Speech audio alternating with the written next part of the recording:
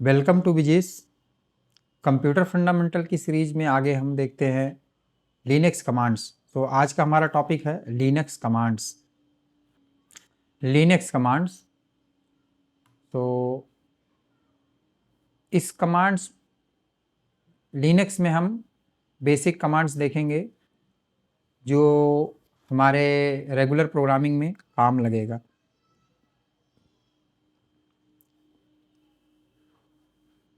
पहले देखते हैं लिनक्स कमांड्स में working directory.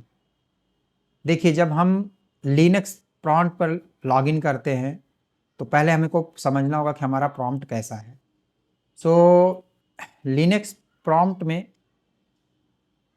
Different different science का डिफरेंट डिफरेंट मीनिंग होता है। Dollar is called non-privileged mode, that is limited rights is given. Generally users or developer programmers has given these rights when they get the Linux or Unix login. Tilde sign displays that user is in current working directory. For example, user's working directory is home/bp. सो जब ये tilde sign, ये dollar दिख रहा है तो मतलब ये prompt हमको मिला हुआ है। इस प्रॉम्प्ट पे यहाँ कर्सर ब्लिंक करेगा और यहाँ आगे हमको कमांड को टाइप करना होगा। Let me bring the pointer. So यहाँ पे हमको ये लिनक्स में ये प्रॉम्प्ट मिलेगा, यहाँ पे हमको ब्लिंक करता रहेगा। हम ऐसे लिनक्स कमांड में देख सकते हैं।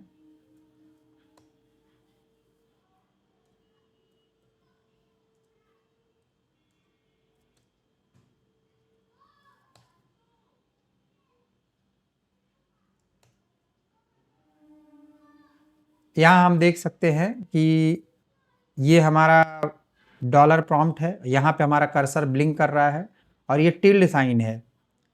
सो ऐसे ही यहाँ पे दिखा रहा है।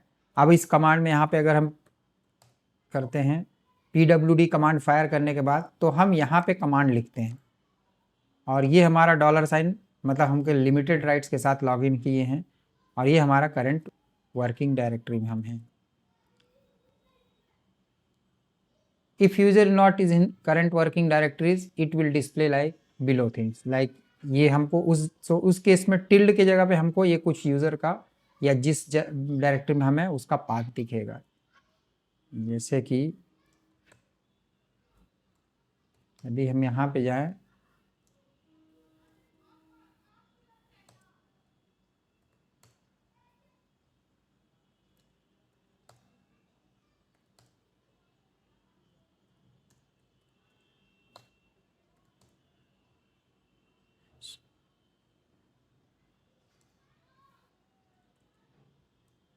देखिए, यहाँ पे अब टिल्ड साइन नहीं दिख रहा है, यहाँ पे टिल्ड नहीं दिख रहा है, यहाँ पे पाथ दिखा रहा है कंप्लीटेड। हम यहाँ पे कहाँ हैं?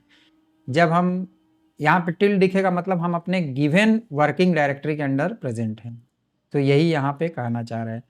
Hash is called privileged mode, it is with full right when super user that is use root will be log in, then we will see hash instead of dollar.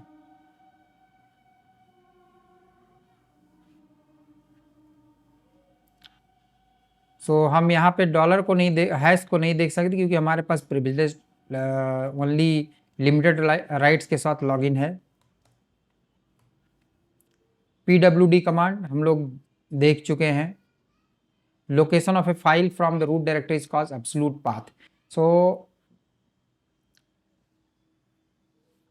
Root directory मतलब यहाँ पे हमारा है parent home directory, that is parent directory. So parent directory से अगर हम कोई path को लिखेंगे parent directory home something like this, then it is called absolute path.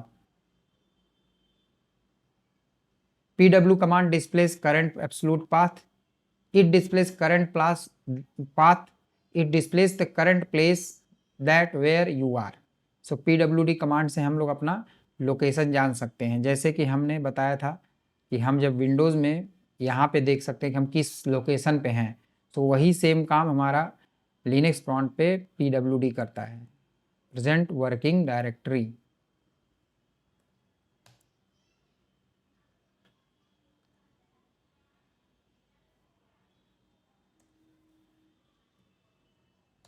इस समय हम अपने प्रेजेंट वर्किंग डायरेक्टरी में, अपने गिवन डायरेक्टरी में है, इसलिए हमको यहाँ पे टिल्ड साइन दिख रहा है।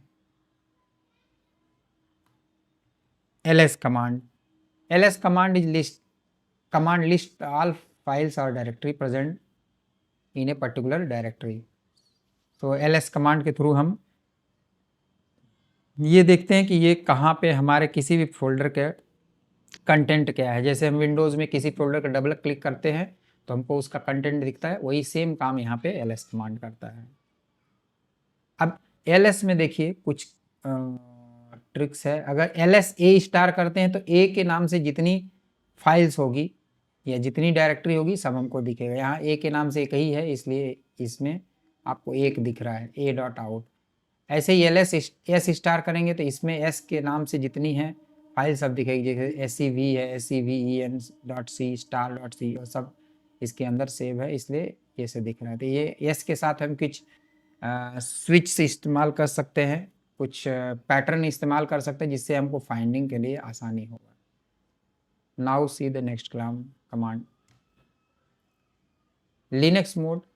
लिनक्स कमांड ls-lrt और मोर। सो इसका यूज क्या है? ls-lrt command list all the directory in list format along with the time of last modification, read and write permission, permitted user access and total content in each file।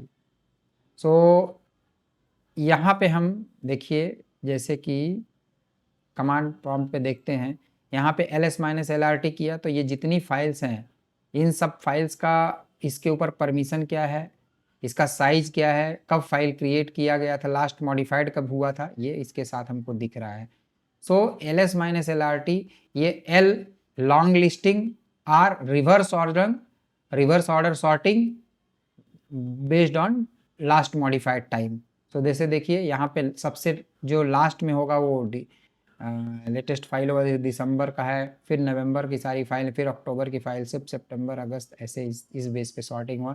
तो इससे हमको ये पता चलता है कि हमको लेटेस्ट मॉडिफाइड फाइल कौन सी है। सो ls-lrt एक इम्पॉर्टेंट कमांड है। और इसके साथ हम एक स्विच देते हैं मोर। तो अगर पेज से ज़्यादा इन्फॉर्मेशन है तो सारी इन्फॉर्मेशन स्क्रॉल करके चली जाएंगी, इसलिए हमको मोर दे देने से एक पेज के बाद इन्फॉर्मेशन स्टॉप हो जाएगी, फिर अगले पेज पे जाने के लिए हमको नेक्स्ट प्रेस करना पड़ता है। की प्रेस करेंगे, इंटर प्रेस करेंगे, तब अगले पेज का इन्फॉर्मेशन दिखेगी। इसको कमांड में देखते हैं। देखिए हमने ls-lrt मारा, ls-lrt कमांड दिया, इसके ऊपर की सारी फाइल चली गई, हम देख नहीं पाए। ये लास्ट मॉडिफाइड मार्च 29 तक है, तो हम ऊपर का भी देखें कि क्या क्या फाइल्स गई। उसके लिए ls-lrt और एक पाइप प्रेस करके MORE लिखना है, मोर। अब इंटर मार, देखिए यहाँ पे इसके बाद इतना डिस्प्ले करने के बाद ये देखिए रुक गया है, यहाँ पे मोर प्रेस करा, फिर मोर हम करेंगे तो फिर अगली लाइन आएगी, ऐसे ही अगली line next next next next print करते जाएंगे, मोर प्रिंट करते जाएंगे, अगली लाइन ही प्रिंट करते रहेगा कमांड। अगर हम इससे चाहते कि एक बार में एग्जिट करना तो क्यू प्रेस कर देंगे तो हम इससे बाहर आ जाएंगे। सो ये है ls-lrt with more use. Next command, Linux command में हम डायरेक्टरी कैसे बनाएंगे, ये देखिए। Go to specific directory, we can mention cd and directory name. Go to previous directory, we have to write cd space double dot, press enter, it will go to previous directory, cd it will go to the current working directory. To go to the root directory means basically parent directory, just cd/. To rename a directory we have to use command mv test1.txt then test2.txt। एक file जिसका नाम test1 है, इसको test2 करने के लिए हम mv command का इस्तेमाल करेंगे। और mv कमांड के इस्तेमाल से डायरेक्टरी का नाम भी चेंज कर सकते हैं। इसका नाम bp फोल्डर है, उसका नाम रिनेम करके हम bp फोल्डर 2 कर सकते हैं। Go to cd, go to जैसे हमको ये पहले कमांड cd इंटर कर दिए, हम अपनी डायरेक्टरी में देखिए चले आए। ये कमांड जो यहाँ पे लिखा हुआ cd इंटर कर, हम होम डायरेक्टरी। अब इसका पाथ देखते हैं, यहाँ पे दिख रहा है cd डॉट डॉट कर देंगे स्पेस डॉट डॉट, तो हम प्रीवियस में चले आए pw। अब देखिए हम होम डायरेक्टरी के अंदर, पहले होम bp में थे, अब होम में चले आए, और cd स्लैश करके cd स्लैश कर देंगे तो पेरेंट डायरेक्टरी में चले आएंगे। देखिए यहाँ पे पेरेंट डायरेक्टरी में हम चले आए अपने। सो इस तरह हम अपने कमांड को, इस तरह से ये कमांड आप प्रैक्टिस करिए ताकि कमांड आपको याद रहे और भूले नहीं।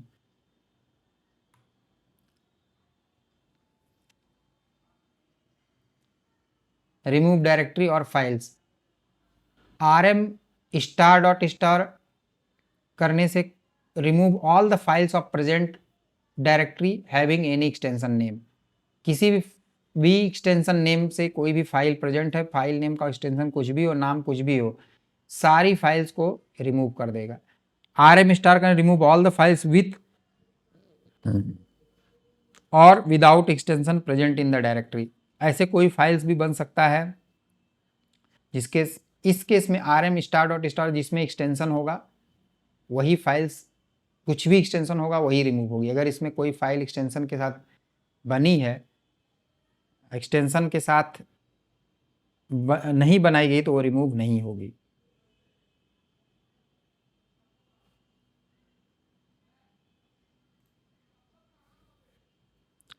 हम यहाँ चले आए, यहाँ पे एक फाइल बनाते हैं।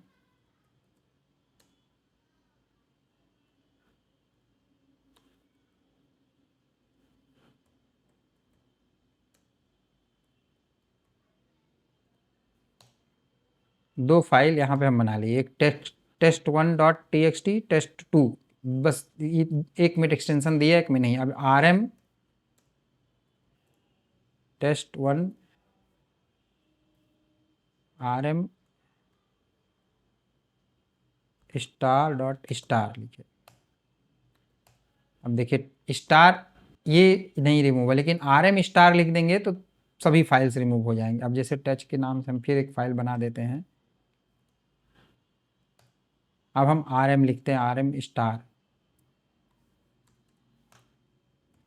अब देखिए rm लिखने, स्टार लिखने से सारी फाइल्स रिमूव हो गई और इसके अंदर कंटेंट कुछ भी नहीं है। सो rm minus rf, it is, if directory is not empty then we have to force remove that directory. It will not ask your permission of yes and no. rm minus rf आप forcefully remove कर देता है directory के किसी भी directory को।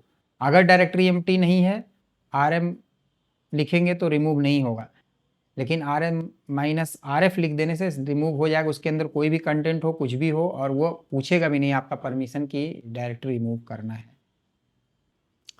Create file, Linux में कुछ फाइल क्रिएट करने के लिए टच कमांड का इस्तेमाल करते हैं। टच कमांड से जैसे लिखते हैं touch sample1 sample2 sample3, so create empty file of by name sample1 sample2 sample3।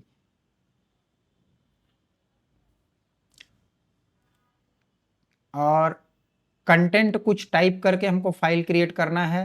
To create a file with the name of file 99, use control to save and exit from the editor. So cat लिखेंगे command और file 99 लिखेंगे तो ये file save हो जाएगी। इसको हम देखते हैं।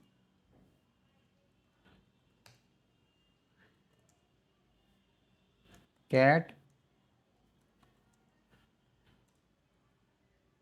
हम इस फाइल का कोई एक्सटेंशन नहीं दे रहे हैं। अब देख रहे हैं hello,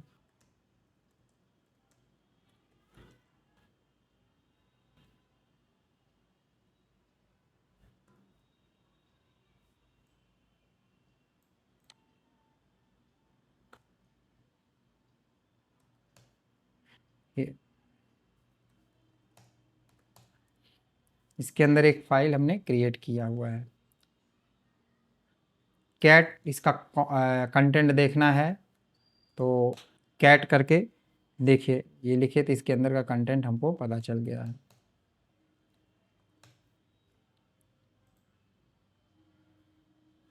to view the content of file we use cat. Cat double, ये वाला साइन देंगे, डबल ग्रेटर देन, तो ये क्या करेगा, फाइल 99 में अपेंड कर देगा। अब जैसे इसी में हम देखते हैं कैट दिस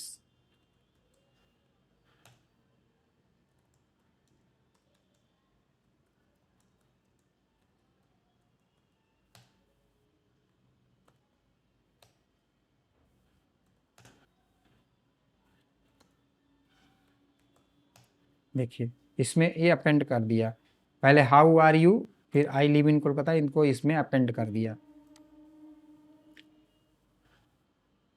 ऐसे ही कैट फाइल 1 फाइल 2, फाइल 1 और फाइल 2 को कंटेंट को मर्ज करके फाइल 3 क्रिएट कर देगा।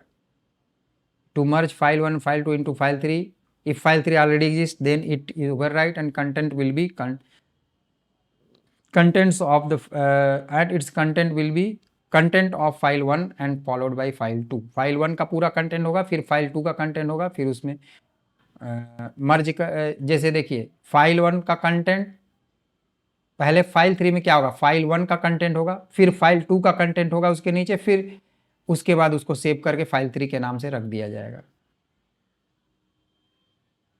इस तरह से लिखने पे क्या होगा, cat file 1 file 2 double greater than to merge file 1 file 2 into file 3, file 3 already exist then its content will be appended. File 3 में अगर कुछ पहले से ही कंटेंट है तो उसके नीचे फाइल 1 का कंटेंट, फिर उसके नीचे फाइल 2 का कंटेंट रख के सेव कर दिया जाएगा।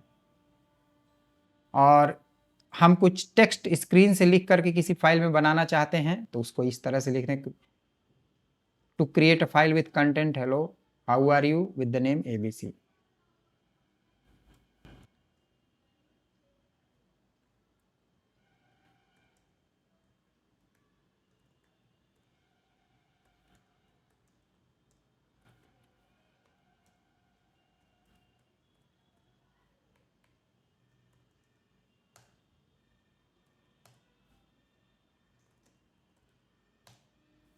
देखिए इस तरह से हम बनाएंगे।